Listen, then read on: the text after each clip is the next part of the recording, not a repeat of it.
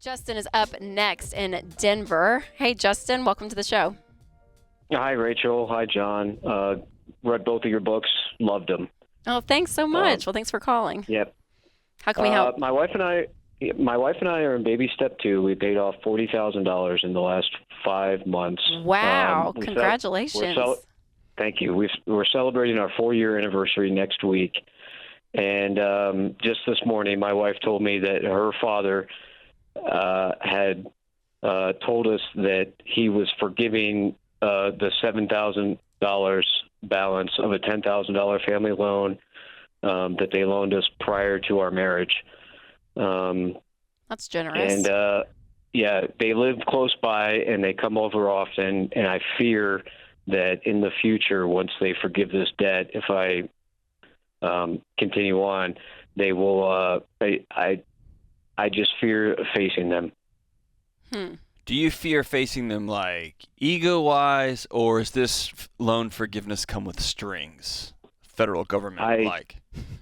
No, my wife says and swears up and down that they are not like that, and I believe her. Okay. And she's on board with me. She hates owing anybody any money. This is our last debt before we move on to baby step 3, and I just can't bring myself to feel right about the forgiveness. Why not? Well, the original family loan was for her to pay for her lawyer fees. Her ex-husband and her daughter, per the divorce agreement or whatever, were supposed to stay in the same county as her husband for a visitation or whatever. And she wanted to move in with me prior to us getting married, and that created a family law court case, which she needed a lawyer for.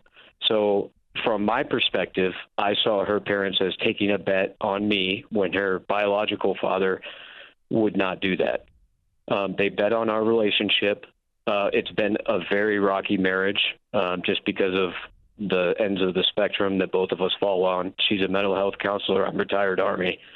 So they're betting on our marriage from my point of view. And it just pains me to have this debt forgiven. Let me reframe this. Let me reframe this. I don't think anybody's betting on anybody. Sounds like a mom and dad who love their daughter. And it sounds like a mom and dad who love their daughter and trust you. There's nobody's gambling on anything here. And so, and your marriage, by the way, isn't been rocky because you're in the Army and she's a mental health counselor. It's because it's just been rocky. Make some different choices. You know what I mean? Like, don't over dramatize this. It sounds a lot like you don't like the ego of this. This is about your ego. That's what it sounds like. And if I'm you, I would walk over to his house or drive over there, and I'd knock on his door, and I'd stick my hand out and shake his hand, if not hug him and say thank you. And then when you are on more secure financial footing and you feel compelled to pay the $7,000 back and you're in a position to do so, then go do it at that point and let some space happen between there. Or if suddenly he's holding this over your head and weaponizing it, then go take out a loan at a credit union and give him his money back. But this sounds a lot like ego, man. And this isn't the moment for ego. This is a moment to say thank you, I'm grateful. But you've created a conflict. Like, they're betting on this, and I'm dude, just say thank you, man. And then be about making your marriage stronger. Yeah, and Justin, is there patterns with your relationship with them that's causing you to get here? Because at this point, I feel like you said that it's been a pretty good relationship with them and you haven't seen anything. But have you, deep down, is there something that you're like, oh God, they've made that comment that's helped you write this story? Or is it just feels so you just kind of can't believe, oh my gosh, that this debt, he's going to just forgive it. And then you kind of start rattling around in your head with it. I'm not really sure what's going on with that. I know that, over the last 9-10 months now, I've had a lot of shame in my life. I quit drinking 10 months ago, and good for you.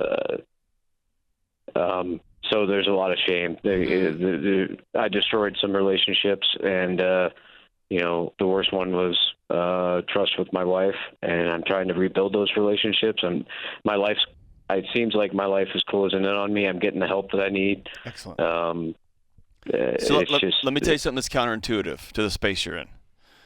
The space you're in, especially with your training, is that you are going to grab control.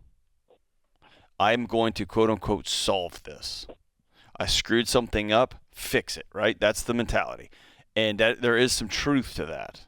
You've got to do right by your wife. You've got to repair that relationship. And that comes with doing different things. But globally speaking, grabbing the wheel tighter is not going to stop the spin of this thing. It's releasing that. And what that looks like is going to somebody's house and saying, thank you. The word that nobody likes to use is vulnerability. And that's the only path forward for you. And vulnerability for a veteran is counterintuitive. I'm rolling. You could hurt me right now. And I'm going to go anyway. Because you're my wife. Because you're my in-laws. You're my family now.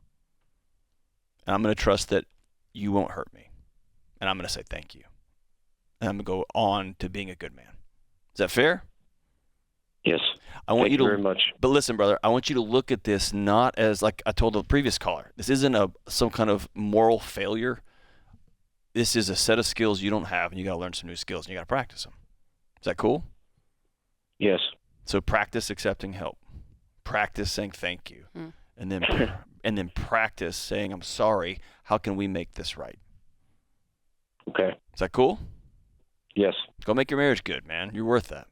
It's good, Justin. That. Appreciate you, man. And that's a lot of courage. It's a bold call, man. It's a brave guy. I really appreciate you calling, Justin. There's a level in all of this, right, in our lives, whether it's within our marriage, within our money, anything new, even accepting a gift, right? All of it. To your point, I'm like, when you don't have the practice and the skills, it is so uncomfortable and it is so scary. But continuing to step into it and continuing to take a step, it takes courage, a different level of courage than I feel like our world talks about. Well, it's relational courage, which is like if Suzanne fires me, she takes my job from me, right? But my identity's with my wife and kids, whatever.